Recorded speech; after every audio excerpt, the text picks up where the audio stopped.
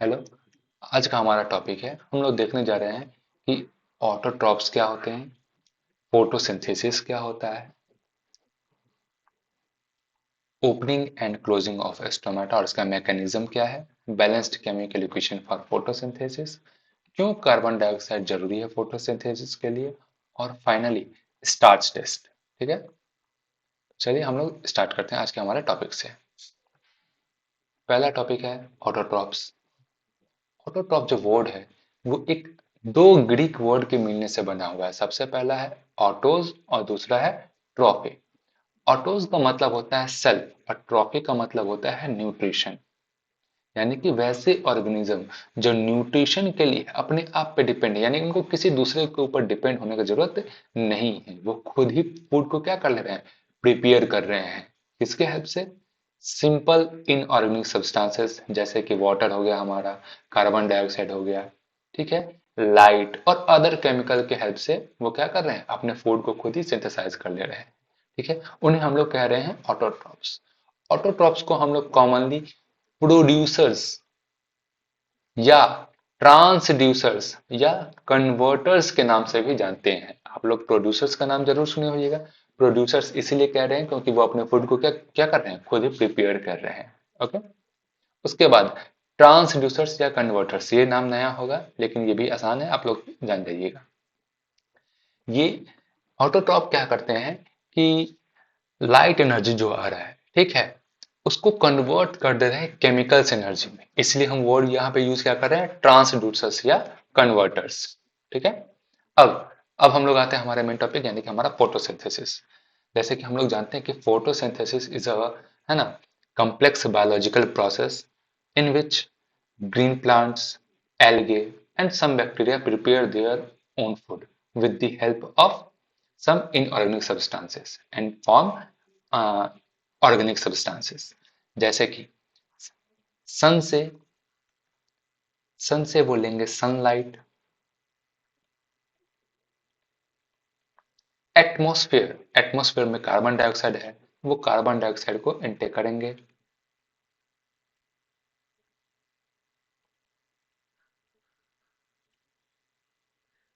और ये जो कार्बन डाइऑक्साइड वो लेंगे, वो किसके हेल्प से लेंगे? ये स्टोमेटा है ना, स्टोमेटा के बारे में हम लोग जानते हैं कि जो लीफ में टाइनी पोर्स मौजूद होते हैं, जो कि सराउंडेड बाय गार्ड सेल होते हैं। इसके बारे में हम लोग अभी आगे पढ़ेंगे, लेकिन बस इतना जान लेते हैं कि वो स्टोमेटा के थ्रू क्या कर रहे हैं, कार्बन डाइऑक्साइड को इनटेक कर रहे हैं। सॉइल में वाटर्स एंड मिनरल्स मौजूद हैं,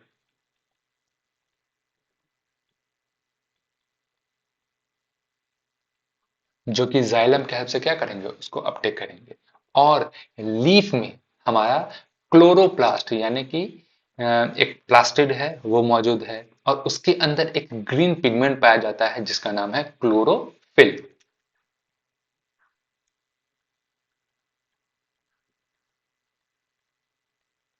ठीक है, ये मौजूद है। अब ये सभी चीज मौजूद है।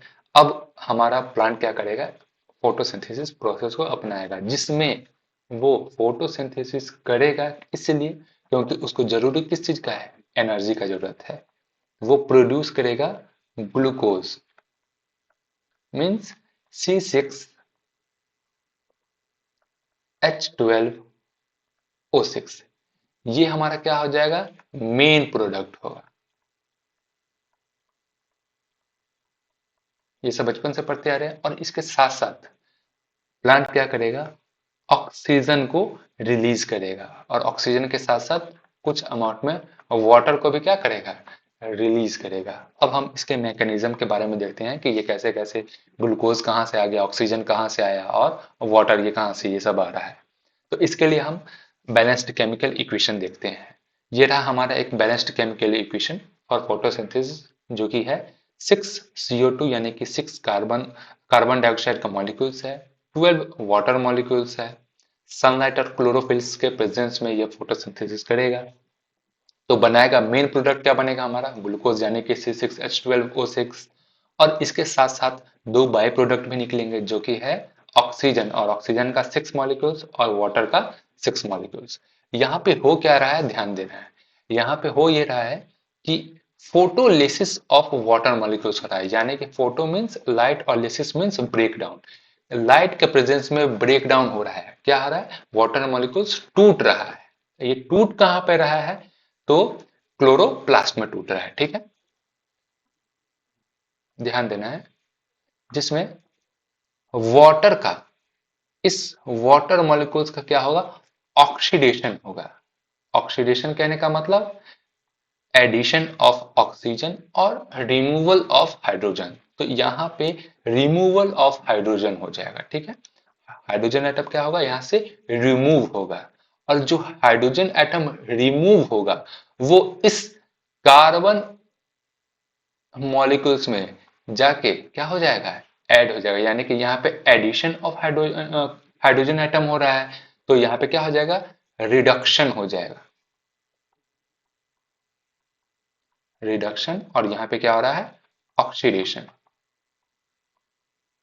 तो फोटोसिंथेसिस प्रोसेस में ध्यान देना है, हमें ये लिखना है कि वाटर मॉलिक्यूल्स का क्या होगा, ऑक्सीडेशन होगा, और कार्बन मॉलिक्यूल्स का क्या होगा, रिडक्शन होगा, यानी कि कार्बन मॉलिक्यूल्स में हाइड्रोजन एटम आके जुड़ जाएंगे, और वाटर मॉलिक्यूल्स में हाइड्रोजन एटम क्या होगा, रिमूव हो जाएगा। जो हाइड्रोजन एटम रिमूव होगा वही हाइड्रोजन एटम कार्बन डाइऑक्साइड में जाके क्या करेगा, ऐड हो जाएगा। अब हम लोग देख सकते हैं कि ये हमारा ये प्रोडक्ट का फॉर्मेशन हुआ, ऑक्सीजन और हाइड्रोजन एटम वाटर मॉलिक्यूल्स निकला है, ठीक है। अब ध्यान देना है, ये जो वाटर मॉलिक्यूल और ये ऑक्सीजन जो हमारा बना है, ठीक है, वो क्या होगा, इस स्टोमेटा के थ्रू बाहर आ जाएगा। जैसे कि हम लोग थोड़ा देर पहले पढ़े थे ना कि कार्बन डाइऑक्साइड इसी पोर के थ्रू, स्टोमेटा के थ्रू इन करेगा, और ये जो ऑक्सीजन का जो मॉलिक्यूल है ये इसी पोर के थ्रू क्या करेगा, बाहर चला जाएगा, ठीक है, यानी कि यहाँ पे एक्सचेंज ऑफ गैसेस हो रहा है, ठीक है। तो स्टोमेटा का पहला फंक्शन हो गया एक्सचेंज ऑफ गैसेस, और दूसरा एक और फंक्शन है, आप लोग क्लास 7th में या फिर 6 में ट्रांसपीरेशन नाम पढ़े होइएगा, यानी कि जो प्लांट है अगर एक्सेस वाटर को क्या करेगा, एक्सेस वाटर को अपने एरियल पार्ट से रिमूव कर देगा, ठीक है, in the form of water vapour या एवोपरेशन, तो उसे हम लोग क्या कह देंगे, ट्रांसपीरेशन कह देंगे, ठीक है। तो इसी पोर के थ्रू क्या होगा, वाटर मॉलिक्यूल्स क्या हो जाएगा, बाहर चला जाएगा, जिसे हम लोग ट्रांसपीरेशन कह रहे हैं। तो स्टोमेटा का दो फंक्शन हम लोग देख लिए, पहला एक्सचेंज ऑफ गैसेस और दूसरा ट्रांसपीरेशन, ठीक है। अब ये स्टोमेटा जनरली दिन के टाइम में क्या होता है, ओपन होता है, और रात के टाइम में क्लोज हो जाता है। क्यों, क्योंकि रात के टाइम में फोटोसिंथेसिस नहीं होता है, तो ये बंद रहता है, ठीक है। उसके बाद ये जो, तो ये बंद और खुलने वाला जो काम है, यानी कि ओपनिंग और क्लोजिंग का काम है, ये कर कौन रहा है, ये किस मैकेनिज्म के द्वारा परफॉर्म हो रहा है।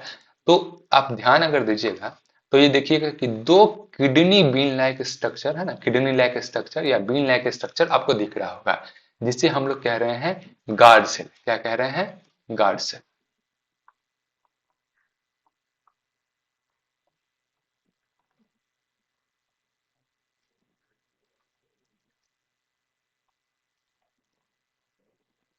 जिसे हम लोग कह रहे हैं गार्ड सेल।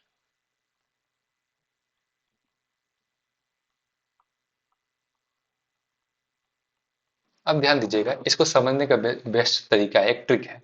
आपके पास दो बैलून है, ठीक है, उस वो दोनों बैलून अभी पिचका हुआ है, यानी कि उसके अंदर कोई हवा नहीं है, तो क्या उसके अंदर कोई भी आपको गैप दिखेगा, उस दोनों बैलून के बीच में कोई गैप दिखेगा, नहीं दिखेगा ना, वो दोनों ऐसे बिल्कुल पचका हुआ होगा, दोनों आपस में उसका सरफेस मिला हुआ होगा। लेकिन जैसे ही उस बैलून में अगर हम थोड़ा सा भी हवा भर दें तो दोनों बैलून फूल के क्या हो जाएगा, थोड़ा सा बाहर की तरफ चला जाएगा, और बीच में हम क्या देख सकते हैं, आसानी से गैप को देख सकते हैं। ठीक उसी प्रकार इस गार्ड सेल में अगर वाटर वाटर मॉलिक्यूल्स इस गार्ड सेल के अंदर भर जाए तो ये गार्ड सेल क्या हो जाएगा, स्वेल कर जाएगा, और गार्ड सेल जब स्वेल कर जाएगा तो हमारा स्टोमेटल पोर क्या हो जाएगा, ओपन हो जाएगा। और अगर इस गार्ड सेल से वाटर मॉलिक्यूल्स क्या हो जाए, बाहर चले जाए, यानी कि ये गार्ड सेल क्या हो जाएगा, श्रिंक कर जाएगा। तो गार्ड सेल अगर श्रिंक कर जाएगा तो हम यहाँ पे देख सकते हैं कि हमारा जो स्टोमेटल पोर है वो क्या है, क्लोज है। ये देख सकते हैं कि ये हमारा ओपन स्टोमेटा है और ये क्लोज स्टोमेटा है। स्टोमेटल पोर जो है वो एपिडर्मिस, ये इसके आसपास में जो आप सेल देख पा रहे हैं ये क्या है, एपिडर्मिस, ठीक है, आउटर प्रोटेक्टिंग लेयर है प्लांट का। इसके बाद क्लास 10th में ही एनसीईआरटी में एक एक्टिविटी दिया हुआ है, जो कि ये है, एक दो प्लांट हम लेते हैं और दोनों को क्या करते हैं, बेल जार से ढक देते हैं। पहले बेल जार में क्या करते हैं कि हम पोटेशियम हाइड्रो ऑक्साइड, ठीक है, यहाँ पे आप देख पा रहे हैं ना, पोटेशियम हाइड्रो ऑक्साइड को डाल देते हैं और दूसरे जार में नहीं रखते हैं।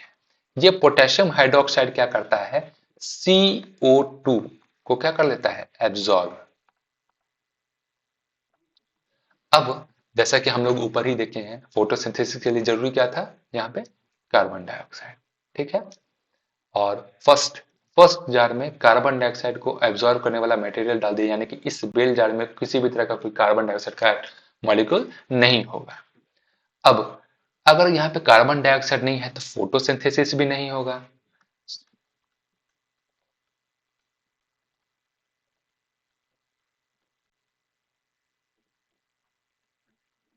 कार्बन डाइऑक्साइड नहीं होगा तो फोटोसिंथेसिस भी नहीं होगा।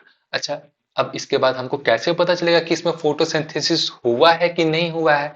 तो जैसा कि हम लोग जानते हैं कि अगर कोई प्लांट है, वो अपना ग्लूकोज को प्रोड्यूस कर रहा है, फोटोसिंथेसिस के बाद फूड का प्रोडक्शन कर रहा है, तो ग्लूकोज बना रहा है, वो क्या, ग्लूकोज क्या है, कार्बोहाइड्रेट है। और वो सारा एनर्जी को, सारे फूड को तो एट अ टाइम कंज्यूम नहीं कर सकता है, तो वो क्या करेगा, उसको फ्यूचर यूज के लिए स्टोर कर लेगा। तो प्लांट ग्लूकोज को या फिर कार्बोहाइड्रेट को स्टोर स्टोर कर लेगा स्टार्च के रूप में। किसके रूप में करेगा, स्टार्च, ठीक है। तो हम क्या करेंगे, स्टार्च का टेस्ट करेंगे। अगर यहाँ पे फोटोसिंथेसिस हुआ है, यहाँ पे इस लीफ में फोटोसिंथेसिस हुआ है, तो इसमें क्या होगा, स्टार्च होगा। और अगर नहीं हुआ है तो स्टार्च नहीं होगा, ठीक है। दोनों को धूप में रख दिए हुए थे। उसके बाद कुछ देर के बाद हम क्या करेंगे, इस दोनों का एक एक लीफ को हम प्लग करेंगे। अब हम लोग करने जा रहे हैं स्टार्च का टेस्ट।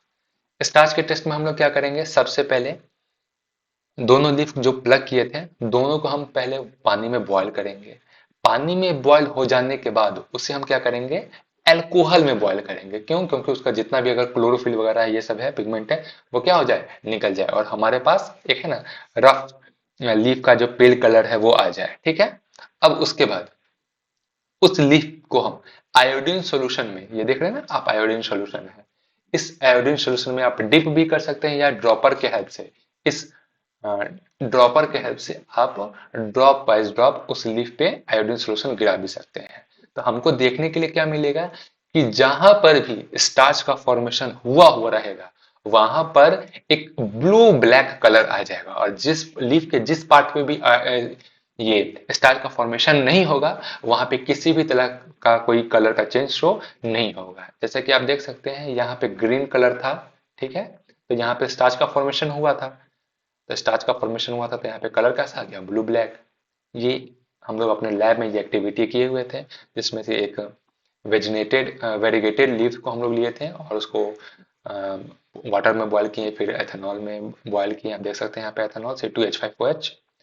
उसके बाद इसको इस ड्रॉपर के हेल्प से इस पे कुछ बूंद आयोडीन सॉल्यूशन डाले थे, तो जहां पर भी स्टार्च का फॉर्मेशन हुआ था, वहां पे हम देख सकते हैं कि ब्लू ब्लैक का कलर है ना, आसानी से हमें शो हो रहा है। तो आज के लेक्चर से हम लोग क्या क्या देखे हैं कि ऑटोट्रॉप्स क्या है ना, ऑटोट्रॉप्स के बारे में हम लोग पढ़े। फिर उसके बाद ऑटोट्रॉप्स दो ग्रीक वर्ड के मिलने से बना, that is autos and troph है, जिसका मतलब होता है सेल्फ न्यूट्रिशन।